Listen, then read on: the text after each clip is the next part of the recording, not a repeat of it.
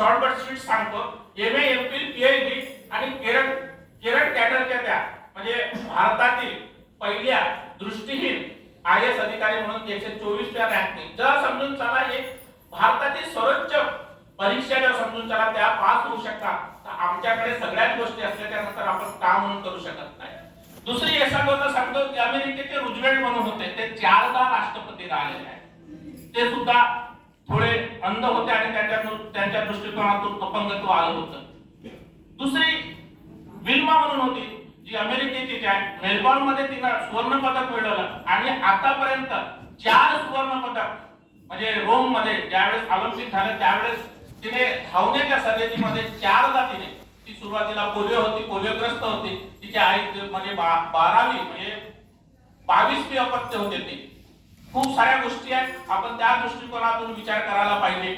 आणि एकंदरीत पाहू जाता कुठली संघटन कुठली संस्था चालवत असताना फक्त आणि फक्त आपल्याला दिसते बरोबरच दिसते, परंतु आतमधल्या काय परिस्थिती असतात हे आपल्याला दिसत नाही. आज शासनाची समाजाचे उदाहरणशीलतेच्या दृष्टिकोनातून आपल्याला विचार करावा लागेल. आणि जे लोक खरंच या क्षेत्रामध्ये 420 करतात त्यांना हद्दपार केला तरी चालेल, कारण म्हणजे तांदळातील गोटे काढले तर स्वच्छ होतो.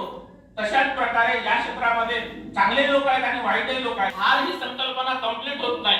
त्या दृष्टिकोनातून विकासाच्या या प्रक्रियेमध्ये फक्त संजय घोडकेच हा एक घटक नसून इथला समाज, इथला काम करणारे कार्यकर्ते, पारिवारिक या सगळ्या गोष्टीची जोपर्यंत एक संघ आपण होत नाही तोपर्यंत यशाचे शिखर किंवा यशाची प्रगती आपल्याला पाहता येणार नाही.